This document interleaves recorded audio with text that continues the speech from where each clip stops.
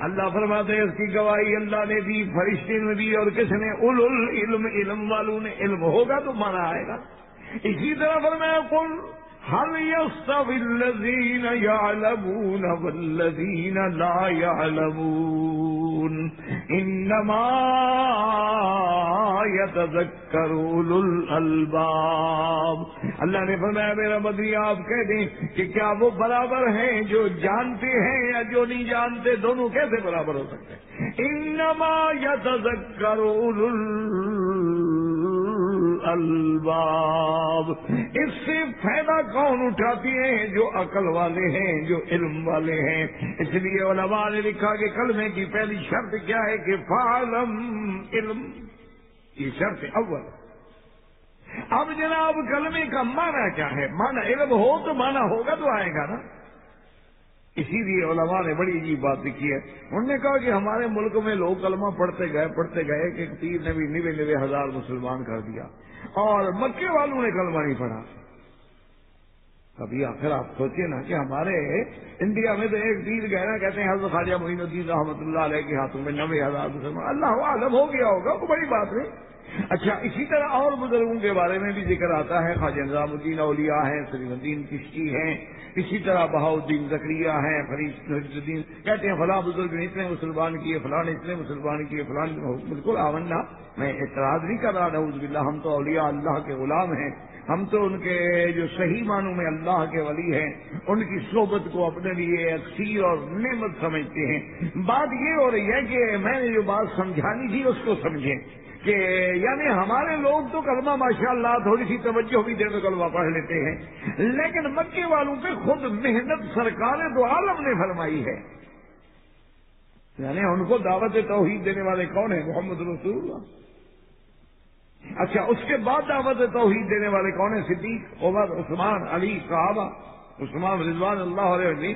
لیکن ان لوگوں نے، آپ اندازہ فرما لیں کہ حضور صلی اللہ علیہ وسلم نے یعنی مکے سے لے کر ہجرت کرنے تک تقریباً کتنے لوگ مسلمان ہوئے تھے؟ زیادہ سے زیادہ 80 لوگ، 80 آدمی، یعنی 13 سال کی محنت کے بعد 80 شاگرد ملے۔ اس کی وجہ کیا ہے آخر؟ تو اس کی وجہ علماء نے لکھی ہے کہ ہمیں چونکہ کلمے کا معنی ہی نہیں آتا تو پڑھنا بڑا آسان ہے، ہم پڑھ لیتے ہیں، کیونکہ معنی تو ہمیں آتا ہی نہیں، کلمے کو ہم سمجھتے نہیں ماشاءاللہ۔ یہی کلمہ ہی ہے نا۔ وہ ایک مثل مشہور ہے، ایک چور تھا جنگلی قسم کا، جنگلوں میں رہنے والے ہوتے ہیں نا جو دیہاتی، بالکل اکھڑ قسم کے، بالکل جن کو کوئی تہذیب نہیں ہوتی۔ تو جب وہ پکڑا گیا اور پولیس کے پیش ہوا اور یہ ہوا وہ، تو دیکھا تندار نے کہ جنگلی قسم کے لوگ بڑے مضبوط ہوتے ہیں، تو اب ان پہ میں تشدد کروں گا، ماروں گا، پتہ نہیں یہ بات مانے گا نہیں مانے گا۔ انہوں نے کہا ابھی بات سنو، مدعی کا جو شبہ ہے نا دلائل کے ساتھ وہ تمہارے اوپر ہے کہ تم نے چوری کی ہے، تم قرآن اٹھاؤ گے کہ تم نے چوری نہیں کی؟ اس نے کہا تھاندار صاحب میں جنگل میں رہنے والا ہوں، مجھے نہیں پتا قرآن کیا ہوتا ہے، پہلے مجھے قرآن دکھاؤ تو صحیح ہے۔ تو انہوں نے مسجد سے قرآن منگوایا، لگا جی یہ قرآن نے کہا 30 میں اٹھا لوں گا، 30 اٹھا لوں گا، ایک تم ایک کہتے ہو، آپ 200 منگوا لیں میں اٹھاتا ہوں۔ انہوں نے کہا یہی قرآن ہے نا، یہ تو 300 لے آؤ میں اٹھاتا ہوں، یہ اٹھا سکتا ہوں۔ تو تھانے دار سمجھدار تھا، اس نے کہا کہ یہ بے وقوف سمجھ رہا ہے کہ مجھے کتاب ہی اٹھائیں، اس کو پتا تو ہے نہیں نا کہ قرآن کیا ہے، اگر قرآن کی عظمت کا پتہ ہو تو یہ قرآن اٹھائے گا۔ تو اس نے کہا کہ بھائی بات یہ ہے یہ قرآن ایسے نہیں، اس کے ساتھ ایک رحل بھی ہوتا ہے، قرآن رحل پہ رکھتے ہیں، رحل کے ساتھ اٹھانا پڑتا ہے۔ اس نے کہا جی وہ رحل بھی دکھائیں۔ تو اس نے کہا اس کو لے جاؤ کنویں پہ جو راہٹ چلتے تھے نا، انہوں نے کہا یہ ہر وقت پانی میں دھلتے رہتے ہیں، پاک ہوتا ہے، یہ ہوتا ہے قرآن کا رحل، یہ ہم قرآن اس میں رکھیں گے تمہیں سب کو اٹھاؤ گے۔ انہوں نے کہا جی پھر میں نہیں اٹھا سکتا، پھر وہ مجھے چوری میں چلان کر دیں، یہ نہیں اٹھا سکتا۔ تو جب ہمارے نزدیک قرآن کا وزن ہی یہ ہو کہ ہم وزن دیکھیں گے وزن کتنا ہے، آدھا چھٹانک ہے یا 2 چھٹانک ہے، تو پھر تو جتنے مرضی آئے قرآن اٹھوا لیں۔ جب ہمیں کلمہ پڑھنے کا معنی ہی نہیں آتا ہے تو ہم سے جتنا مرضی آئے کلمے پڑھوا لیں، بلکہ ہمارا تو ماشاءاللہ مسلمان اتنا تیز ہے، غسل جنابت کرنے کے لیے جب غسل خانے میں جاتا ہے اور بغیر کپڑوں کے کھڑا ہوتا ہے وہاں بھی کلمہ پڑھتا ہے، وہ کہتا ہے اس کے بغیر میں پاک ہی نہیں ہوتا، وہاں کلمہ پڑھ کے نہاتا ہے۔ کیوں؟ اس کو پتہ ہی نہیں کہ کلمہ ہے کیا. اب غسل خانے میں نہیں پڑھے گا تو کہاں پڑھے گا؟ اس بیوقوف کو پتہ ہی نہیں. ہو کہتے بس اسی سے پاک ہونا ہے، بغیر کپڑوں کے کھڑا ہے. غسل جنابت کے لیے لا الہ الا اللہ لا الہ الا اللہ لا الہ الا اللہ نہا رہا ہے، کلمہ پڑھ رہا ہے. اس جیسا احمق ہے دنیا میں. اگر اس کو کلمے کا معنی آتا تو وہ کبھی یہ حرکت کرتا. تو اس لیے ہمیشہ یاد رکھیں کہ کلمے کی سب سے پہلی شرط کیا ہے؟ علم. کہ کلمے کا معنی سیکھو کہ معنی ہے کہ لا الہ الا اللہ محمد رسول اللہ. اور دیکھیں کہ اللہ کی کتنی صفتیں ہیں. رحمان ہے، رحیم ہے، کریم ہے، حنان ہے، منان ہے، ستار ہے، غفار ہے. آپ کی بڑی قرآن میں صفتیں موجود ہیں. اللہ نے خود ذکر فرمائی ہیں هو الذی لا الہ الا هو عالم الغیب والشہادۃ هو الرحمن الرحیم. هو اللہ الذی لا الہ الا هو الملك القدوس السلام المؤمن المهيمن العزيز الجبار المتكبر سبحان الله عما يشركون. هو الله الخالق البارئ المصور له الاسماء الحسنى. تو اب دیکھیں اللہ کے کتنے نام ہیں، لیکن کلمے میں کوئی صفت رحمان بھی نہیں آئی، رحیم بھی نہیں آئی، ستار بھی نہیں آئی، غفار بھی نہیں آئی. یہاں ایک صفت آئی کہ لا الہ. تو آخر کیا وجہ ہے کہ یہاں نبی جو ہے الہ کیا ہے؟ اور الہ کس کو کہتے ہیں؟ یہ سارے پیغمبر جو کہہ رہے ہیں کہ وَإِلَىٰ ثَمُودَ أَخَاهُمْ صَالِحًا قَالَ يَا قَوْمِ اعْبُدُوا اللَّهَ مَا لَكُم مِّنْ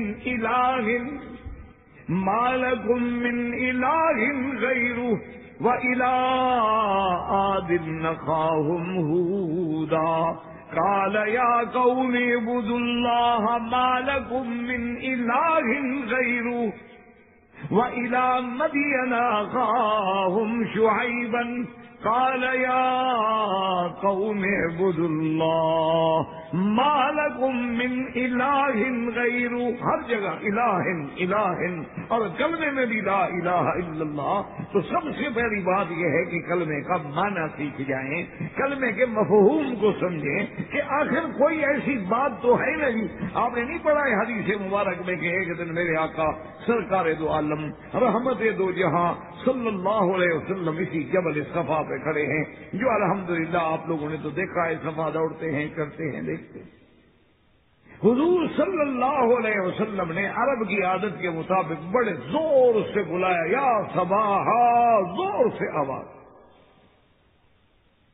اور زمانے عرب میں یہ طریقہ تھا کہ اگر کسی آدمی کو کوئی ایمرجنسی ہو تو وہ کسی اونچی جگہ پہ کھڑے ہو کے ایسے یا صباحا آواز دیتا تھا، اور دنیا پھر دوست اس کے یا سننے والے دوڑ کے مدد کو آتے تھے. جب حضور نے آواز دی، جس کو بھی آواز پہنچی انہوں نے کہا بھی محمد رسول اللہ پکار رہے. حضور صلی اللہ علیہ وسلم سے سب پیار کرتے تھے، سارے دوڑ پڑے. بڑے بڑے سردار اور بڑے بڑے اس وقت کے جو ستون تھے، آیان تھے مکہ کے، ابو جہل ہے، ابی لہب ہے، عتبہ عتیبہ ہے، شیبہ ربیعہ ہے، ولید بن المغیرہ ہے، امیہ بن خلف ہے. سب لوگ اکٹھے ہو کے حضور صفا پہاڑی پہ کھڑے ہیں، سب کے سب جمع ہو. جب آئے تو حضور صلی اللہ علیہ وسلم نے فرمایا کہ اے میری قوم کے سرداروں، مکے والوں، اگر میں تم لوگوں کو یہ خبر دوں کہ اس پہاڑ کے پیچھے ایک لشکر چھپا ہے جو تم پہ حملہ کرنے والا ہے، چھپا ہوا ہے، میری بات مان لو گے؟ اب مصدقیہ، میری بات کو مانو گے؟ یا رسول اللہ بالکل مانیں گے. کیسے نہیں مانیں گے؟ کہا حضور آپ جو کہیں گے ہم مان لیں گے، کیونکہ ما جربناک الا صادقا عادلا. یا رسول اللہ ہمارا جو تجربہ ہے، ہم نے جو 40 سالہ زندگی میں دیکھا ہے آپ کو، ہمیشہ آپ نے سچ بولا ہے، ہمیشہ آپ نے انصاف کی بات کی ہے، آپ غلط بات کرتے ہی نہیں ہے، تو آپ کی بات کیوں نہیں مانیں گے؟ تو حضور نے کیا فرمایا؟ قولوا کلمۃ، ایک کلمہ پڑھ لو. اور اس کے بعد لفظ پہ غور کریں جو حضور نے فرمایا ہے، اس دعوت میں فرمایا کہ لوگوں ایک کلمہ پڑھ لو، صرف عرب نہیں بلکہ عجم بھی تمہارے زیر نگی ہو جائیں گے، تمہارے زیر سایہ آ جائیں گے۔ صرف ایک کلمہ پڑھیں، عرب کی سرداری نہیں بلکہ عجم کے بھی سردار بن جاؤ گے۔ فوراً کافروں نے کہا یا رسول اللہ تو جلدی بتائیں، ہم تو اسی سرداری کے چکر میں مر رہے ہیں، ہمیں بتائیں اگر عرب کی سرداری کے ساتھ عجم کی بھی سرداری ملے۔ تو اب حضور نے فرمایا قولوا لا الہ الا اللہ، قولوا لا الہ الا اللہ تفلحوا، مکے والو یہی کلمہ پڑھ لو تو فلاح پا جاؤ گے، کامیاب ہو جاؤ گے دنیا و آخرت میں۔ اسی پہ وہ بگڑا تھا، ابھی یہ حل کہنے لگا طبًا لک لہذا جماعتنا، نعوذ باللہ آپ کے لیے ہلاکت، اسی لیے ہمیں بلایا تھا، کیوں وہ کلمے کو سمجھتا تھا کہ کلمہ کیا ہے، اسی لیے ہم نے نہیں پڑھا۔ ہمیں جتنے کلمے پڑھوا دو ہم پڑھ لیں گے، کیونکہ ہمیں پتہ ہی نہیں کلمہ کیا ہوتا۔ ہمارے لیے تو کلمہ جو ہے نا جی وہ بالکل کام سی چیز ہے، وہ ٹھیک ہے پڑھ لیا لا الہ الا اللہ، دن میں پڑھ لیا لا الہ الا اللہ، 100 دفعہ پڑھ لیا لا الہ الا اللہ، لیکن یاد رکھو کہ جب میں نے عرض کر دیا تھا کہ اذا فات الشرط فات المشروط، شرط نہیں تو مشروط نہیں ہوتا ہے، تو پہلی شرط کیا ہے؟ کلمے کا علم، معنی سمجھنا۔ اب کلمے کا مختصر سا معنی سمجھ لو، تفصیل تو انشاءاللہ اپنے اپنے مقام پہ درس میں آئے گی۔ اللہ تبارک و تعالی نے یہاں جو فرمایا کہ لا الہ الا اللہ، نفی کرنی ہے، لا ہمیشہ نفی کے لیے ہوتا، یہ نفی کے لیے ہے، لیکن نفی کس چیز کی؟ آلہہ باطلہ کی، اور اس بات کس کا ہے؟ اللہ تبارک و تعالی کی الوہیت کا، کیونکہ مسئلہ ہے الہ، اس لیے اس میں نفی اور اس بات، اور یاد رکھو نفی ہو اس بات نہ ہو پھر بھی بندہ مومن نہیں۔ اچھا اس بات تو ہے لیکن نفی نہیں، پھر بھی بندہ مومن نہیں، یہی وہ معنی ہے جس کو سمجھنا ہے انشاءاللہ کہ لا الہ، نفی کر رہے ہیں نا کہ کوئی الہ نہیں مگر اللہ، تو اگر نفی نہیں کریں گے آلہہ باطلہ کی تو پھر بھی ایمان نہیں ہوگا۔ اچھا اگر نفی تو کر دی لیکن اللہ کی اس بات نہیں کر رہے ہو تو پھر بھی ایمان نہیں ہوگا۔ اچھا اللہ کا تو ہم اس بات کرتے ہیں کہ اللہ ہے، لیکن آلہہ باطلہ کی نفی نہیں کرتے تو پھر بھی ایمان نہیں ہوگا۔ تو ایمان کب ہوگا؟ جب نفیًا و اثباتاً، نفی اور اس بات میں ہم اپنے دل و دماغ میں یہ بات یقین سے بٹھا دیں کہ لا الہ الا اللہ، کوئی معبود برحق نہیں مگر اللہ، اور پہلے نا سے نفی ہو گئی آلہہ باطلہ کی اور اس بات ہو گیا معبود حق کا، تو معنی یہ ہوگا کہ لا الہ یعنی کوئی معبود برحق، یاد رکھو معبود برحق، صرف کوئی معبود نہیں مگر اللہ، تو لوگوں نے معبود تو بڑے بنائے ہوئے ہیں، لوگ